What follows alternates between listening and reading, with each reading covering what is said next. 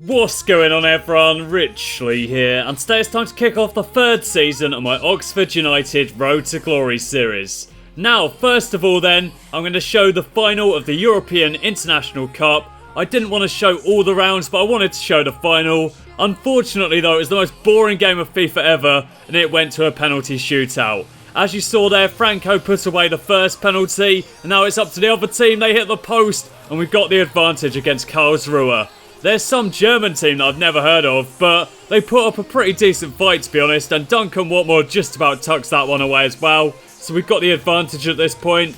Up steps the next player, is he going to score? Yep, he goes down the middle, but unfortunately Fenwick went the wrong way. Now we've got another penalty. The new man, Todd Bradshaw, steps up, smashes it into the top corner, and we've still got the advantage against Karlsruhe.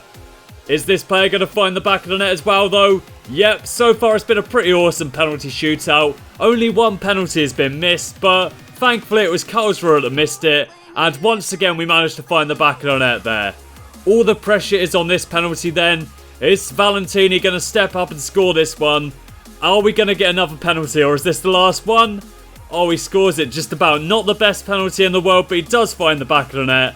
And now it's all on Angelino. If he scores this, we've won the shootout. And he smashes it into the back of the net. We've won the European International Cup. It doesn't really matter too much, but it adds a couple of million to the budget. And that is awesome news. And just like in real life, Leeds United are trying to sign our best player. Unlike in reality though, where Oxford have sold them Kemar Roof, I'm not selling, and Jamie Fenwick is going absolutely nowhere. And another player in hot demand is Franco. He scored 24 goals for me last season though, and I want to see how he does in the Championship. I'm not selling him. I'm sorry Celtic, that's a decent offer, but he's not for sale. Speaking of Franco though, I found this player on the free agents list, and he reminds me a lot of Franco when we first signed him. Franco was 19 when we first signed him, whereas this player is 17, but his stats are very similar. His physicals are awesome. He's got incredible ball control and dribbling as well, but he can't finish. And I'll show you Franco's original stats on the screen right now, and then compare it with Carmona Bonnet's stats, and you can see that they are very, very similar. He's a couple of years younger, he's got better work rates and a better weak foot as well, so this kid could even become better than Franco. And considering that Franco scored 24 goals for me last season, I've got very high hopes for this player. And I wanted to bring Che Adams back to the club. We had him on loan for 2 seasons and he did a pretty decent job, but Fulham have come in for him with a bid of 1.4 million. And I just don't want to offer that kind of money. I was trying to get a deal done which involves sending Jordan Bowery in the opposite direction, but now that Fulham have come in and made a bid of that magnitude, I'm not interested. I don't want to pay that sort of money for him. And I'm going to be looking at other targets. And one player that I've had my eye on since the very first season is Rico Henry. He's a speedy left back, and with Che Adams going to Fulham, I decided to offer Bowery for Rico Henry. I offered 500k plus Bowery. Didn't really expect much of that because he's worth £450,000 more than that, but for some reason they accepted it. We're able to get the deal done, and he's also on less wages than Bowery was as well, so awesome deal all round. Rico Henry is joining the club, can play left back or left mid, and I'm very much looking forward to using him. And we had a bid come in for Johnny Mullins as well. He's left the club in reality, so I decided to let him go. Time to kick off our Championship campaign now then. We absolutely smashed it in League One, but how much better is the Championship? Are we going to do well in this division, or are we going to struggle?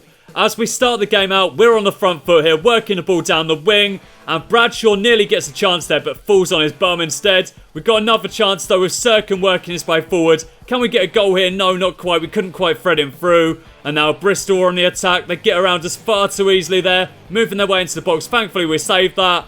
And then we give away a penalty. 24 minutes into the match, and we're about to go 1-0 down, are we?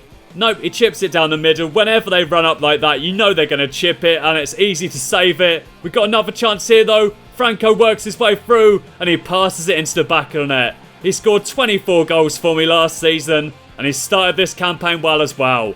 Look at that determination there to win the ball. He goes through, gets completely clattered in the process, but he doesn't care. He finds the back of the net, and it's 1-0 to Oxford. We've got another chance here, but that's a good stop by the keeper. We just keep getting opportunities in this game. Keep taking long shots. Keeper saves that one. We've got another chance. We hit the bar, though. That should have been a goal. Unfortunately, though, we couldn't quite convert it. We're working our way forward once again, though, and that finds its way to the keeper. Into the second half, and Bristol City are on the attack. That's an awesome save by Fenwick. They got another chance here, though. Decent ball over. We're able to get the ball away. And now Bradshaw's on the ball. Looks out wide to Jason Banton, who moves it on to Franco. What's Franco going to do with this one? He's holding up the play. Moves that down the line for Jason Banton, who turns his way inside. Can we get a second goal here? That would be absolutely incredible. Banton's going to play this one off to Kemar Roof, who spots the run of Zarek Valentin. Goes for on goal, but good stop by the keeper there. We've got another chance, though, with Tom Bradshaw on the ball down the wing. Works his way inside and then gets taken out in the box. Unfortunately, though, nothing was given. And now Bristol City are on the attack. Working the ball around nicely. Oh, look at that. That's such a nice ball. Completely split apart our defence. And they should have scored that one. I don't know why they didn't bring that further in. They had all the time in the world, but they wasted the chance. And now we're on the attack once again. Kemar Roof is on the ball, working his way into the box. He spots a few runners there. He's going to cut it back for push. It's stopped. He just about managed to head it into the back of the net, though. And we take a 2-0 lead. And we got a chance to make it even worse here. Bradshaw's on the ball, working his way forward. He's got so much pace. He's gone through, goes for goal. And he makes it 3-0. Game over, and we're going to win our first championship game. So, we won our first league game, and now it's time to take on Bolton in the Capital One Cup. Can we win this one as well? I hope so. I'd like to achieve some trophy glory. We won the Johnson's Paint last season, but that doesn't really count, does it? It's not really a proper trophy. Bolton get the first chance of the match, though, but they screw it up. Play it straight into the arms of the goalkeeper. They're on the attack once again, though. We weren't really in this game at the start. It was all Bolton, but we managed to get the ball away to Tom Bradshaw, and now we're on the attack. We play that to Danny Rose. He sees Tom Bradshaw making that run once again. He plays that across to Jason Banton, and we get the goal there. We would have had a penalty anyway. Tom Bradshaw got taken out in the box, but he manages to find Jason Banton, and he makes it 1-0. Bolton are on the attack now, though. Are they going to get a goal back here? Are they going to get the equaliser? They're moving it around nicely. We're not defending well, but that's an awesome stop by the keeper. Now then, Duncan Watmore's on the ball. He's going to cross this one over into the box. Not a bad ball at all, but the keeper punches clear. And then that was one of the worst shots I've ever seen. It just kicks it straight up into the air. Terrible shot. Probably went over the top of the stadium. Awful. Anyway, though, into the second half. Jason Banton's on the ball. What's he going to do with this one? He's going to cross that across. And Luke Hall powerfully headers that into the back of the net. That was an absolute thing of beauty right there. He came up through the youth academy, and that header just had so much power behind it. I don't know quite how he did it, to be honest. It was just brilliant. Ben Amos doesn't know how he got so much power behind it either. He's confused. I'm delighted, and we've made it 2-0. That's the way the game's going to finish. Time for the second league game of the season now then, and we're taking on Brighton and Hove Albion. I did used to live in Brighton, so I always keep an eye out for the club, and I like to see them doing well, but I'm not going to be taking it easy on them here. I'm going all out for the win. They start the game well, though. They got a corner there, but Fenwick catches it. He rolls that out to John Suter, who moves that on to Rico Henry, who plays that down the line to John Taylor. What can he do here? He spots the run of Tom Bradshaw. He can't quite play it in time, though. Tom Bradshaw's offside, but he takes that wow, smashes it into the back of the net. But obviously it doesn't count for anything. He was offside, and the score remains at 0-0. And that was basically the only thing that happened in the first half. He was only just on offside, but we got very unlucky there. But into the second half, it doesn't matter too much. We score the goal, and we make it 1-0. Egan gets a goal there. Lovely little header there into the corner. Obviously, in that last game, Hall scored an amazing headed goal. And that one wasn't too bad either. John Egan doesn't score many goals as a centre-back, but obviously when he comes up for a corner, he's got some decent height.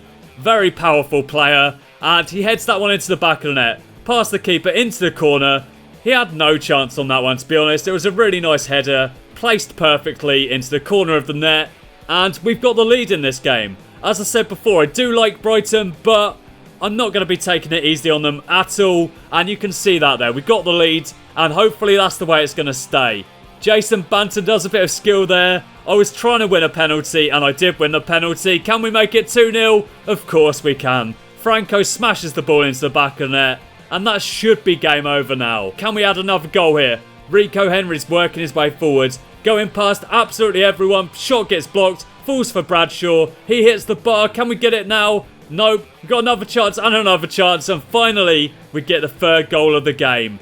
And it's a 3-0 victory for Oxford United. Time to take on Brentford now then. We've been in awesome form so far this season. But can we keep it going here? We've got the first chance of the game. Lundstrom decides to take a crack. And he finds the back of the net. It's 1-0 to Oxford. I absolutely love my long shots. I try and take a couple in pretty much every single game I play. And if you give me that much space, I will punish you. I'm pretty deadly with my long shots. We've got some long shot specialists in this team.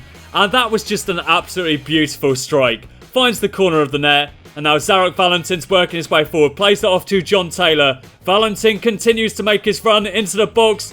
Taylor finds him, and he heads it into the back of the net. We've scored some pretty nice headed goals so far this episode, and that one from Zarek Valentin is another absolute beauty.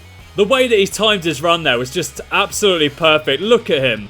He waits for it, times his run perfectly, doesn't want to be played offside, so he just hangs around, waiting for the ball from John Taylor, and John Taylor plays him in perfectly. Brentford are on the attack now then. Are they going to get a goal back? That's a decent ball over, but we're able to get it away. Only as far as Colin now. They're on the attack once again. Working the ball around nicely. Are they going to get a goal back here? They're taking their time, but it looks good. Oh, we got the ball here. We played it off to John Taylor. Can we get a third goal? That would be absolutely incredible. Lundstrom's working his way forward. Scored the first goal. Chips that over to Franco. Beautiful ball there. Franco's through on goal. Finds the corner of the net, and it's 3-0 once again. We just seem too good for this level of football, to be honest, and it's another 3-0 victory for Oxford United. Time for a bit of a derby game now then, as we're travelling down the road to take on Reading. Hopefully we can pick up yet another victory here. We've been playing some awesome football so far, but Reading have got the first attack of the game. Thankfully though, that was straight at Fenwick, and now they're playing the ball around the back. This is a bit dodgy. Keep applying the pressure, lads, and we've got a chance to win it here. Taylor takes the ball off him, plays that across to Bradshaw, and that should have been a goal. I don't know how he missed that. It was easier to score than miss, yet somehow he missed the target. And Reading are working the ball forward once again. We can't get it away, and this has got to be a goal. Fenwick's on top form once again, though. And now they're playing the ball around the back again. This didn't really work out so well for them last time, so I'm applying the pressure once again. Hopefully we can get a tackle in there. No, Reading get past us all too easily.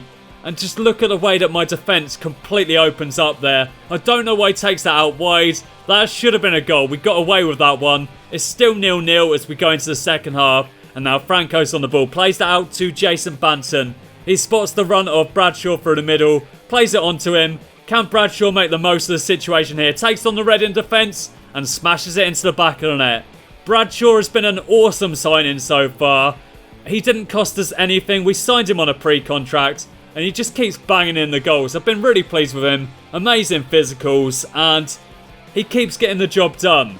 Reading are through though once again. They've been the better team so far in this game and they deserve that equaliser. It's 1-1 and to be completely honest, I'd been expecting it for a while. Reading were the better team in this game and they fully deserved a point. Nice goal there from them. Our defence just completely crumbled, allowed them through, and they made the most of the situation. Time for another Capital One Cup game now then. It's a chance to test ourselves against Premier League opposition in the form of Crystal Palace, and they've got some weakness in that team to be completely honest. They've got Kwesi Appiah up front, very speedy player, but not the highest quality in the world. They've got Balassi and Zaha on the wings though, so those two can definitely cause us problems. And as we start out the game, Crystal Palace are doing very well here, and they should have scored that. Fenwick comes up big there to deny Kwesi Appiah, and the game remains at 0-0. Interesting bit of play there from Kemar Roof. Takes on his man, plays that across to Sercombe. Can we score this? Should have done, but unfortunately, keeper pulls off a save, and it's still 0-0. We got another chance there though, and look at that pass. That was absolutely beautiful.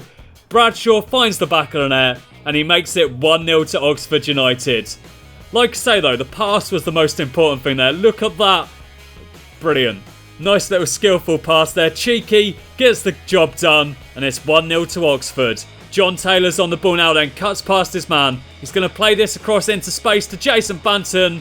He smashes it at the post, but it doesn't really matter too much. We get a penalty, so up steps Kemar Roof, and he finds the back of the net to make it 2-0. He's moved to Leeds in reality, but he's going nowhere in this career mode. I absolutely love Kemar Roof, and he's staying an Oxford United player. He's taking a free kick here.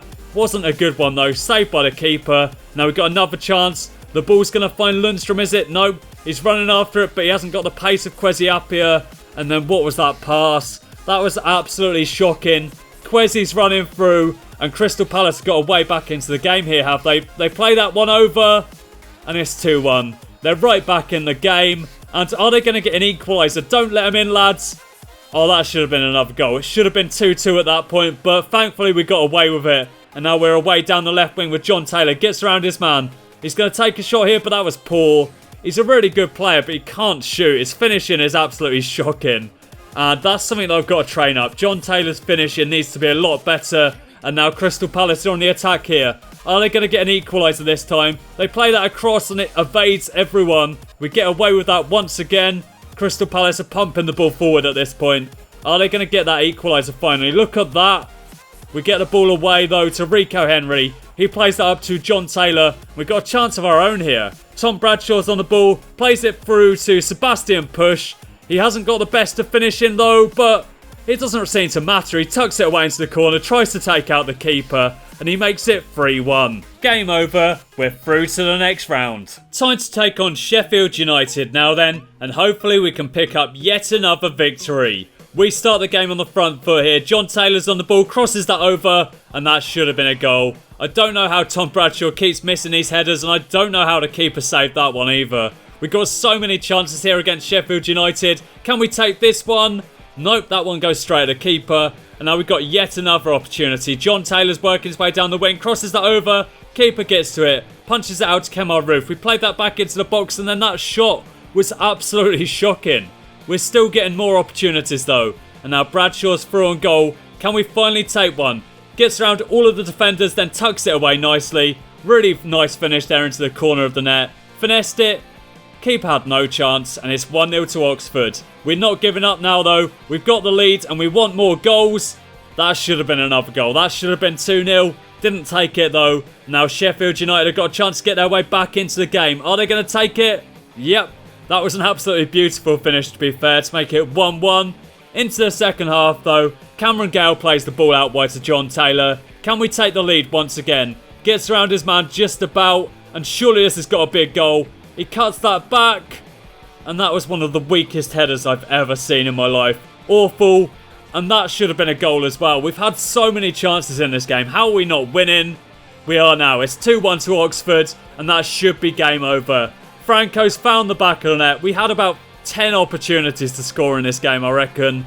So many chances. And thankfully, we were able to pick up the victory. As you can see there, 7 shots on target. Not quite the 10 that I thought we had, but there you go. We did have 11 shots in total, I suppose. And we won the game 2-1. Time for a bit of transfer action now then. And we're selling Ryan Taylor to Luton Town. Also, I feel that we need a bit more depth in midfield. So I've made a bid for Lewis McGugan of Sheffield Wednesday. 550k plus Raute. I don't want Raute, I want him off the wage bill, so that's why I'm including him in the deal.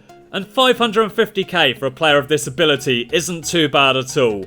69 rated at 28. I don't think I've ever used him before in FIFA, but I have played with him before in Football Manager. And in fact, he won the Champions League with me, so he's a bit of a legend for me. I absolutely loved him in Football Manager, and I can't wait to play with him in FIFA either. He's got some incredible stats. I feel like he's an absolute bargain. He's got incredible championship experience. And as I say, he won the Champions League with me, so hopefully it's an omen of what's to come, and he can also win the Champions League with Oxford United. Time for the final game of the episode now then, and Lewis McGugan is making his debut against his former club, Sheffield Wednesday. Sheffield Wednesday start the game quite well, but then they just show the side of FIFA 16 that I really hate. They play the ball around the back. Every time they move forward, they move it back again. And it's just so boring to play this game sometimes. Thankfully, though, we're able to pick the ball off them. They play the ball through to Sebastian Push, and he finds the back of the net. It's 1-0 to Oxford United. And Sheffield Wednesday deserved that, to be honest. Playing the ball around the back like that, it's just so frustrating sometimes. I'm glad we're able to steal the ball off them. And Sebastian Push comes up big there with an awesome finish. His record so far this season has been absolutely incredible. Scores himself another one there. We've got another chance here with Bradshaw, and it's 2-0. It's just too easy at the moment, but once we went 2-0 up, that just really seemed to wake Sheffield Wednesday up. They didn't seem to like being 2 goals behind, and they weren't 2 goals behind for long. They find the corner of the net there and make it 2-1. And now they're playing some pretty decent football, trying to get an equaliser. I don't know why they didn't just play like this right from the start. At the start of the game, they were just being incredibly defensive, passing it around the back. But when they went behind, suddenly they started playing well. I don't understand this game at all, but thankfully we're able to survive that purple patch from Sheffield Wednesday. We got another chance there. Go down in the box. Can we get a goal? No, they get the ball away, and it remains at 2-1. We've got another chance here though. Suter feeds that through to Sebastian Push, but he gets pushed off the ball. And now Sheffield Wednesday got another chance here. They're looking good for the equaliser. Working the ball down the wing. That was a decent ball. We're just about able to deal with it though. And now Lewis McGugan feeds that forward to Push, who moves it on to Suter.